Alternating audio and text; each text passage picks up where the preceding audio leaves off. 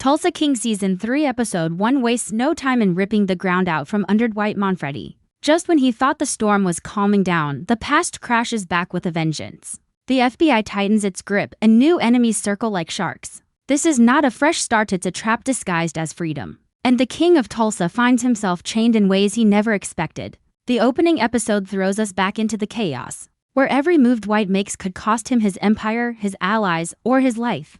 The episode begins in darkness literally and figuratively. Dwight isn't at his bar, his farm, or even out in the streets of Tulsa. He's locked in a cold, quiet room with no windows, no answers, and no way out. Hours stretch into something heavier until the silence is broken by the sound of a door creaking open. Stepping inside is Special Agent Musso, the kind of man who carries his grudge like a weapon. To Dwight, Musso is just another Fed with a badge, but this meeting proves otherwise. Musso doesn't want to talk about justice. He wants revenge, and he wants control. Musso wastes no time dragging old ghosts out of the past. He reminds Dwight of Ripple, a man Dwight killed decades ago and promptly forgot about. But Musso didn't forget. Ripple wasn't just another gangster, he was Musso's informant, his chance to climb higher, his leverage against the criminal underworld. Dwight's bullet all those years ago didn't just end a life, it ended Musso's career trajectory, his pride, his credibility. And now, after all this time, Musso is ready to collect what he believes Dwight owes him.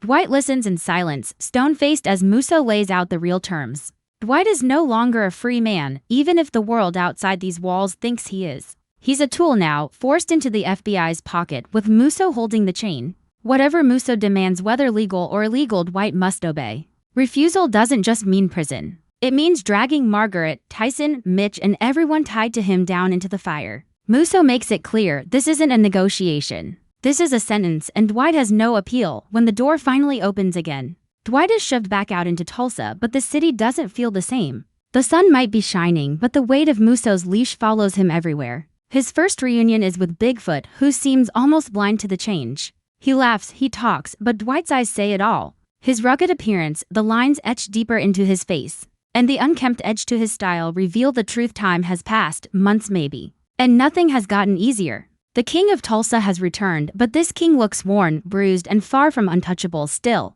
Dwight doesn't slow down. His next stop is Margaret's farm. Their reunion is heavy, layered with things left unsaid.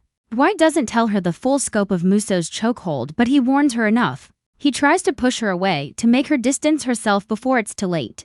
Margaret, stubborn as ever, refuses. Her loyalty isn't shaken by FBI threats or mob wars. And Dwight knows it's a dangerous kind of love, the kind that could get her killed. As if Musso's leash wasn't enough, another player steps into the picture. Dwight receives a call from a man named Ray, a representative of the Inferni family back in New York. Ray comes dangling promises of power, telling Dwight he can reclaim the territory he was once denied. But the offer comes with poison. Ray wants a cut of Tulsa, a piece of the empire Dwight bled for. For Dwight, the answer is simple: no.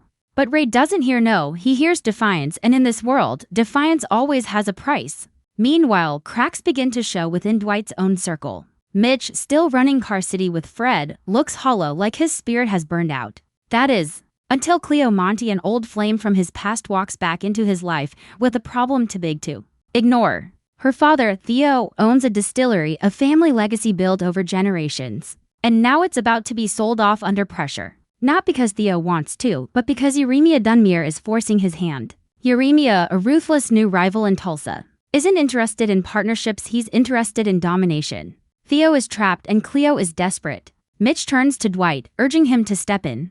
Not just for business, but because he sees the danger brewing. By the end of this opening stretch, the picture is clear. Dwight isn't just juggling one enemy. He's caught in a triangle of threats: Musso with the FBI's chains, Ray with his New York ambitions, and Yeremia with his local stronghold. Add to that Bodie's growing restlessness, the anger that keeps boiling over since Jimmy's death, and Dwight's empire looks more fragile than ever. Tulsa King Season 3 Episode 1 makes one thing clear right away: Dwight may still be standing, but the ground under him is already breaking. The uneasy calm that Dwight tries to hold together doesn't last long. Word spreads fast in Tulsa, and the moment people hear Dwight is back in circulation, the vultures start circling. His empire may look intact on the surface, but everyone can smell the weakness. Some see opportunity, others see blood in the water. And while Dwight knows how to stare down rivals, the pressure of Musso's leash keeps tightening around his throat, making every move feel like a gamble that could collapse his entire world. At Car City, Mitch is trying to run things with Fred, but his head isn't in the game. The old spark that once made him Dwight's right-hand man feels dulled. Then Cleo Monty reappears, and it changes everything. For Mitch, her return as personal old feelings resurface instantly, but her news makes it impossible to separate love from danger. Her father, Theo Monty, is cornered by Uremia Dunmere, the rising gangster who doesn't negotiate, doesn't compromise, and doesn't leave people with options. Uremia doesn't care about family history or traditions. All he cares about is control, and the Monty distillery is his next prize. Mitch takes the problem straight to Dwight, pitching it as an opportunity. If they move fast, they can swoop in, secure the distillery, and not only protect the Montys but also expand their own operation into liquor distribution. On paper, it sounds smart, but Dwight sees the other side of it. Getting involved means putting himself directly in Uremia's line of fire, and Uremia is not the kind of man who lets go once he has his grip on something. Still, Dwight listens. He knows if he refuses, Mitch will be the one torn apart between Cleo and his loyalty to Dwight. But Dwight's challenges don't stop there. Over at the Bread to Buck Saloon, his headquarters of sorts, the energy has shifted. Tyson, Bodie, and Grace are holding things down, but tensions are bubbling. Bodie, especially, is restless. Deliveries to Bill's crew remind him of everything he lost, especially his best friend Jimmy. Every time he has to look at Bill's men, it feels like a fresh cut. Joanne, who's been trying to manage the business side, insists Bodie take Tyson and Grace with him for protection. But no amount of backup can calm the fire burning inside Bodie. He's grieving, he's angry, and he's starting to question Dwight's choices. That's the danger, loyalty cracking from the inside.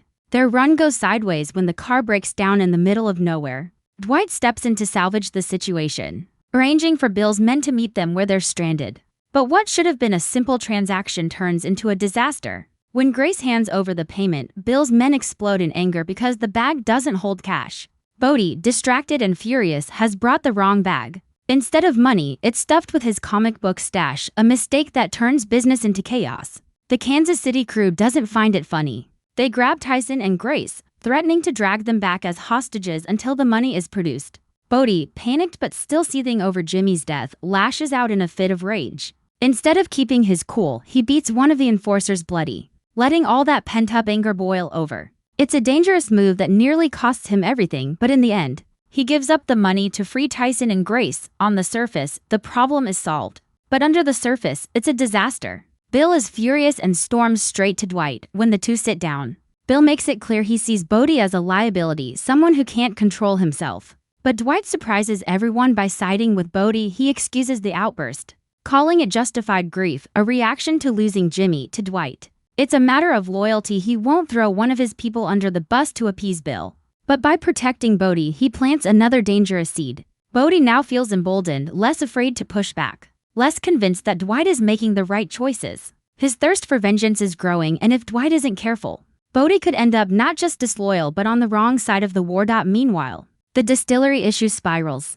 Dwight, Mitch, and Bigfoot pay Theo Monty a direct visit, hoping to negotiate. Dwight lays it out straight: if the Montys side with him, they'll have protection, profits, and stability. If they stay under Uremia's control, they'll have nothing but fear. Theo listens, clearly torn. He wants to believe in Dwight, but Uremia already has his claws deep.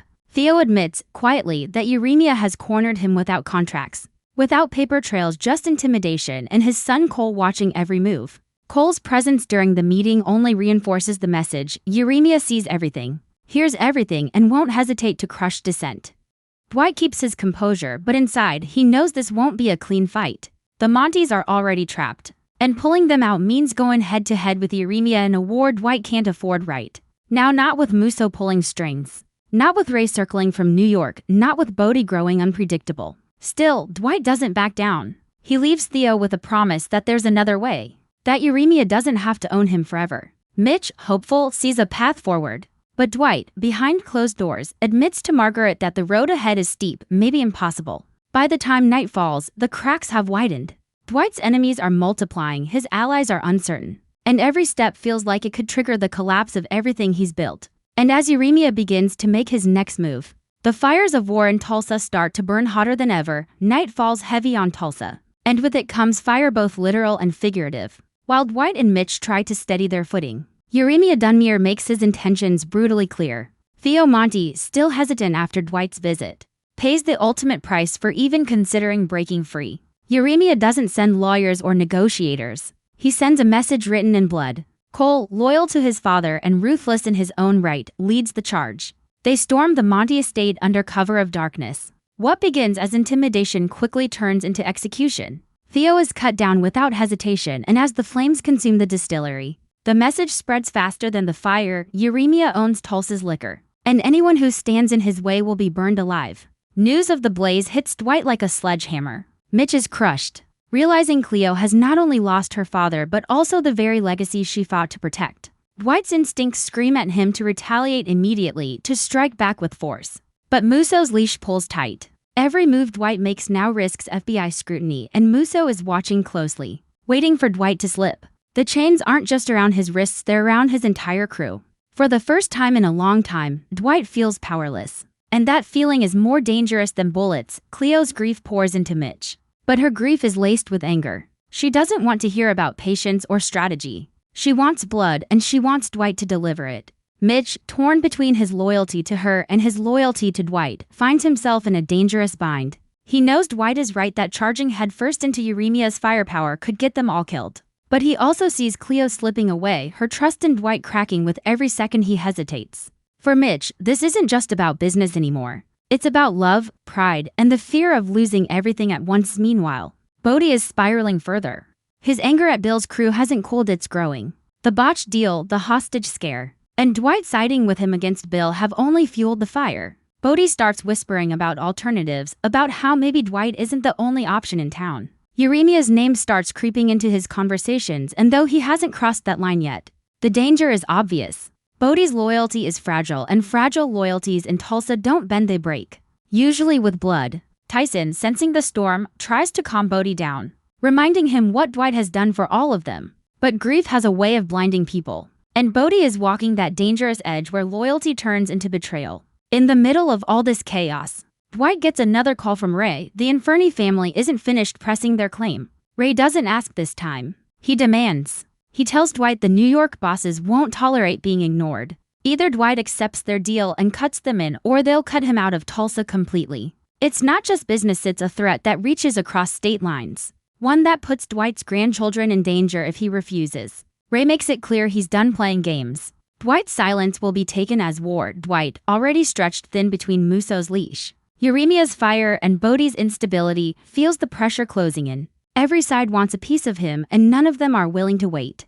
For a man who built his empire on power and respect, he's suddenly surrounded by people who see him as weak, vulnerable, even replaceable. That perception alone could kill him faster than a bullet dot at the Bread to Buck saloon. Dwight tries to hold his crew together, but the tension is thick. He lays out the situation bluntly. Musso has him locked, Uremia has declared war, and Ray is coming for Tulsa. He tells them they're standing at a crossroads, and every wrong move could end them. Some of the crew nod, loyal as ever, but the doubt is written on their faces. Can Dwight still lead them through this storm? Or has the king of Tulsa already been dethroned, his crown nothing more than a memory? The episode's first major turn closes with Dwight standing alone, outside the burning remains of the Monty estate.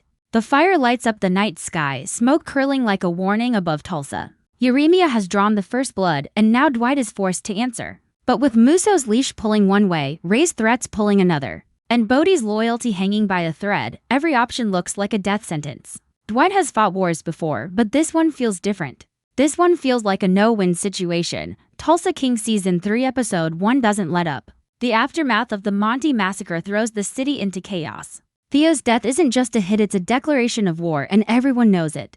Cleo is inconsolable, but anger sharpens her grief into something dangerous. She stares Dwight in the eye and spits the words he least wants to hear. You're no king. You're just another man afraid to move. The sting isn't just in the insult, it's in the truth behind it. Musso's leash has Dwight hesitating, and hesitation in Tulsa is a death sentence. While Dwight tries to regroup, Uremia tightens his grip. He's not hiding in the shadows, he's parading his power through the streets. The Dunmere trucks roll openly now, liquor flowing like rivers under his name. Cole makes sure everyone knows the Monty estate was just the beginning. His crew hits local bars, beating down anyone who whispers Dwight's name. Fear spreads fast, and businesses that once stood loyal to the Invernizzi crew start switching sides. For Dwight, the betrayal cuts deep, not because he didn't expect it, but because it proves just how fast power can slip away. Meanwhile, Bodhi becomes the wild card. His frustration with Dwight boils over and whispers turn into action. He sets up secret meetings, testing the waters with smaller players who might be willing to jump ship.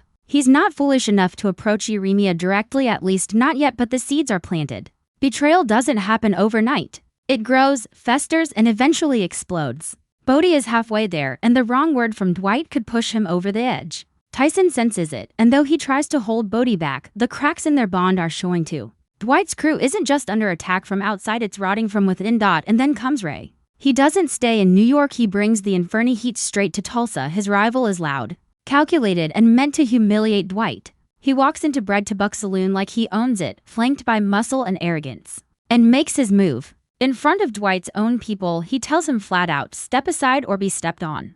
The disrespect is like gasoline on a fire. Dwight's fists clench, his jaw locks. But Musso's invisible leash is choking him in front of everyone.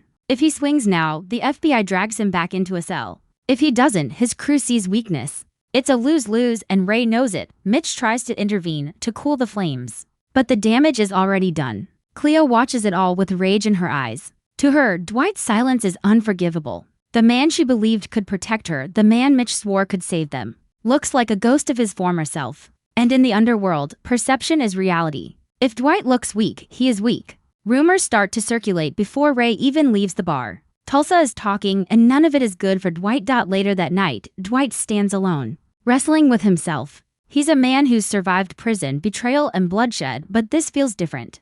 The enemy isn't just Uremia or Ray or Musso, it's time itself. Age, hesitation, the weight of years spent carrying an empire. For the first time, Dwight wonders if maybe Cleo was right. Maybe the crown of Tulsa doesn't belong to him anymore. Maybe he's holding on to something that's already gone. But even as those doubts creep in, something darker stirs. Dwight may be chained, but chains don't last forever. And when they break, the blood that follows will paint the streets red. The tension rises, setting the stage for the season's storm. Enemies on every side, betrayal brewing inside his own crew, and a city starting to turn against him. The king of Tulsa stands cornered, but a cornered king is still a king. And Dwight isn't done yet. Tulsa King Season 3 Episode 1 turns the screws even tighter as Dwight faces the kind of storm that would crush a weaker man. The city's whispers grow louder, businesses switching sides, people questioning his grip.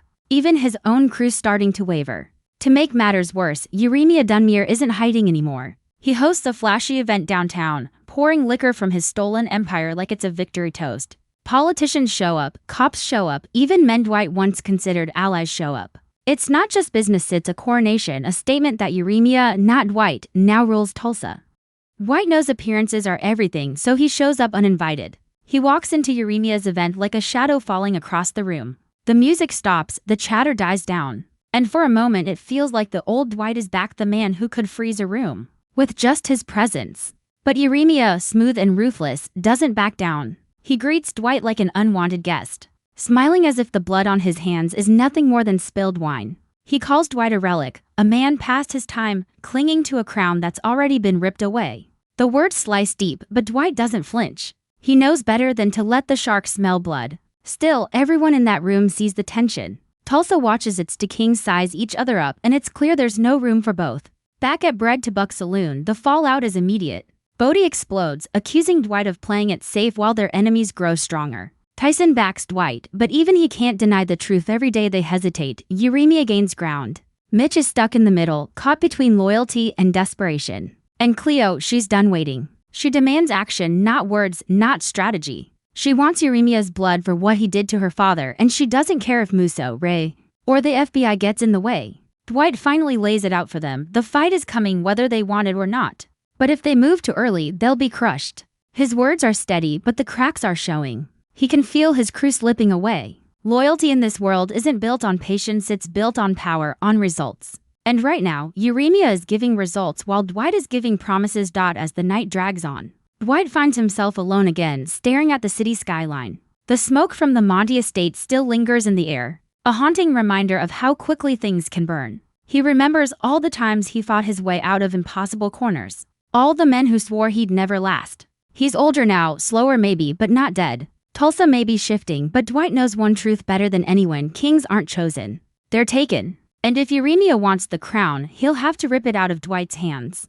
But before Dwight can even plan his next move, the night delivers another blow. Ray's men ambush one of Dwight's supply runs, leaving two of his crew beaten and bleeding. They don't take the money, they don't take the liquor, they leave it behind. This isn't robbery. It's a message. The Inferni family isn't just here to negotiate, they're here to take over. And now, with Ray on one side and Uremia on the other, Dwight realizes what he's really facing, a two-front war with enemies who are younger, hungrier, and ruthless enough to bleed the city dry. The episode builds to a breaking point. Dwight stands at the edge of a battlefield he didn't choose, surrounded by betrayal, grief, and enemies circling like vultures. But in the silence of that moment, as the city of Tulsa pulses with danger, Dwight makes a vow to himself. He won't go quietly, he won't bow, and he damn sure won't hand his crown to anyone.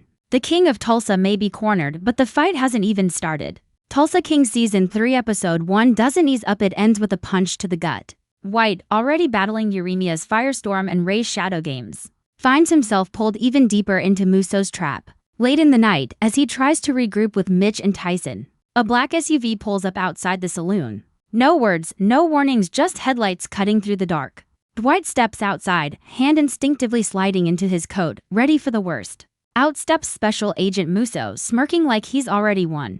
He doesn't bother with threats this time. He just lays it out. Uremia's turf war? Ray's sudden arrival? None of it matters unless Dwight plays ball. Musso wants information, leverage, bodies if need be. He makes it clear that Dwight isn't just a pawn, he's the FBI's dog on a leash. And every move he makes will be tracked. If Dwight slips, if he refuses, Musso will bury him and everyone tied to him. Tyson, Mitch, Bodie, even Margaret, they'll all burn for Dwight's sins. Dwight doesn't answer. He just stares Musso down, that silent defiance burning hotter than any words. But when the SUV pulls away, the weight of the chains feels heavier than ever. The king of Tulsa is trapped between Uremia's brutality, Ray's schemes, and Musso's control. Every path forward leads to war, but the war might not be one he can win. Inside the saloon, the crew feels the shift. Bodie paces, furious and reckless, muttering about striking first. Tyson looks Dwight in the eye, silently begging him for direction, while Mitch pours himself another drink, trying to mask the fear creeping into his bones.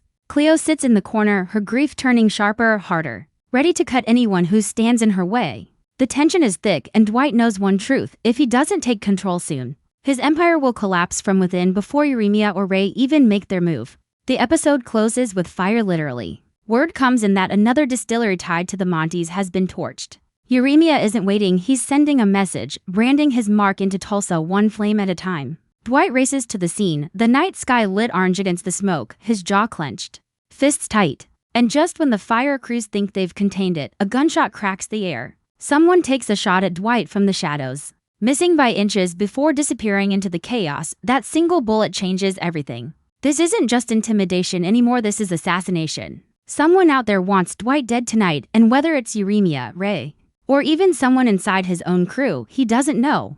All he knows is the war has already begun, and his enemies won't wait for him to make the first move. The screen fades with Dwight standing in front of the burning wreckage, smoke curling into the night sky, his face set like stone. He's outnumbered, outgunned, and shackled by the FBI. But his eyes tell the story. Dwight Manfredi isn't done. Not by a long shot. Season 3 Episode 1 ends with Tulsa on edge, its streets ready to erupt. Loyalties are cracking, enemies are circling, and the king of Tulsa has never been in more danger. The question isn't if a war is coming, the question is who will still be standing when the smoke clears.